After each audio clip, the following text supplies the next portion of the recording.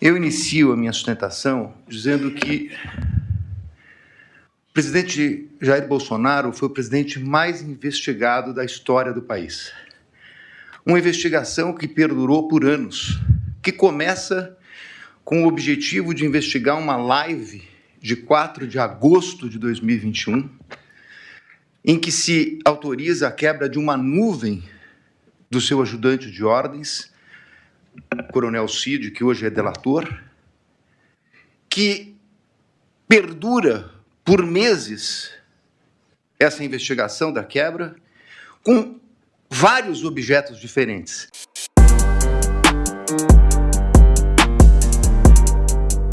Num primeiro momento, verificava-se a live, numa investigação determinada pelo TSE. Num segundo momento, investigava-se o cartão corporativo, os gastos do presidente e da então primeira-dama. Depois investigou-se até uma questão de emendas, para se chegar numa questão de vacinas. Portanto, não havia um objeto específico. E por que eu estou tratando disso, senhor presidente? Porque o inquérito das vacinas é a gênese de todo este caso, onde ocorreu a prisão e depois a colaboração do Coronel Cid. E o que se achou, senhor presidente, depois de tudo isso? Que foram determinadas buscas e apreensões, foi feita a quebra de nuvens, o presidente foi investigado, buscas e apreensões. O que se achou com o presidente? Absolutamente nada. E com todo o respeito e com toda a vênia, ilustre Procurador-Geral da República, eu contesto essa questão do documento achado no do Partido Liberal. Há, inclusive, no meu colega Paulo Bueno, uma ata notarial de que ele enviou para o presidente da República aquele documento. Então, esse documento não foi achado. Com o presidente não se achou absolutamente nada.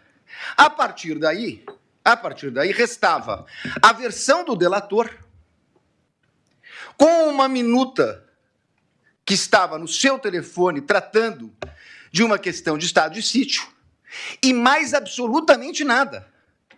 Então, vem a denúncia.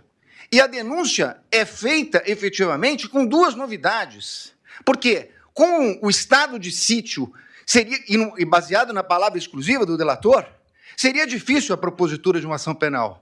Então, traz-se uma narrativa que vem, efetivamente, do começo de atos, de pronunciamentos do presidente da República, pronunciamentos públicos, e depois o 8 de janeiro.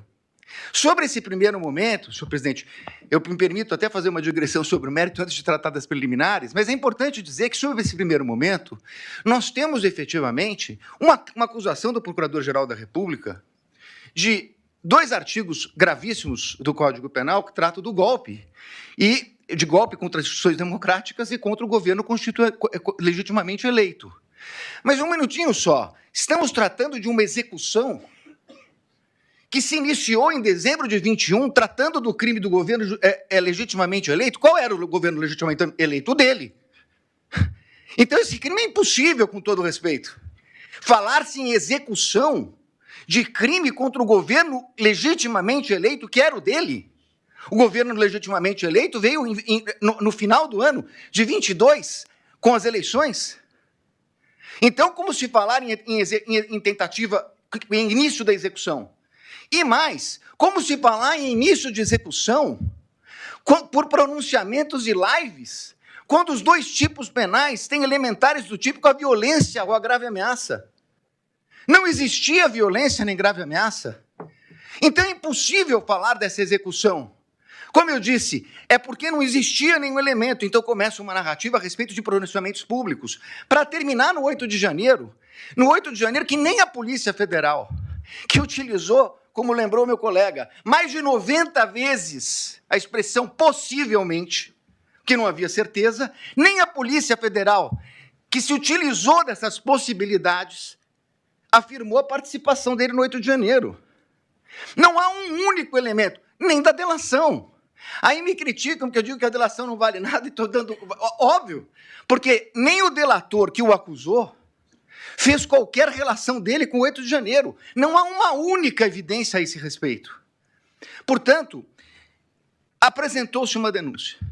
Com essas 2 circunstâncias, E eu não tenho tempo, senhor presidente, tenho que falar rapidamente, mas essa denúncia, quando veio, o ilustre Procurador-Geral da República liberou 8 PETs no dia da apresentação da denúncia.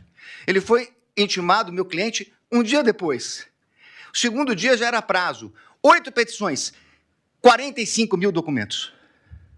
Que até agora, senhor presidente, por Deus que está no céu, eu não sei dizer o que tem esses documentos relacionados com a ação penal. Essas 8 petições, eu não consegui verificar sequer relação, são 45 mil documentos. Na verdade, é um quebra-cabeça que foi, na verdade, exposto à defesa. E aí, na sequência, senhor presidente, eu queria tratar de uma preliminar que já meu colega que me antecedeu na tribuna fala da relevância do caso. Não é só a questão da relevância do caso, é a questão da competência. A minha questão principal é que o Supremo Tribunal Federal, na portaria do ministro Barroso, que encaminhou para as turmas das ações originárias, ele faz um destaque a respeito da questão do presidente da República.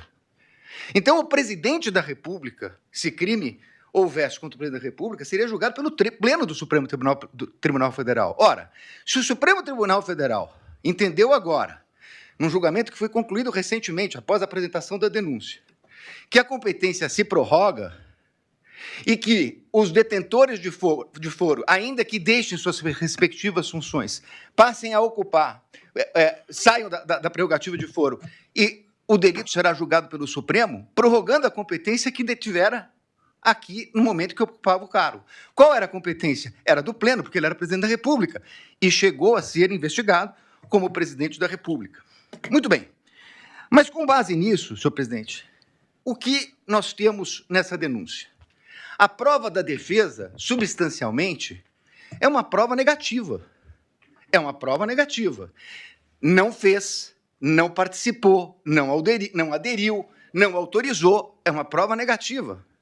Então, seria muito importante, e eu reconheço, ministro Alexandre de Moraes, Vossa Excelência despachou comigo no Salão Branco, e é verdade o que Vossa Excelência coloca, que todos os elementos da denúncia, citados na denúncia e no relatório da Polícia Federal, estão nos autos.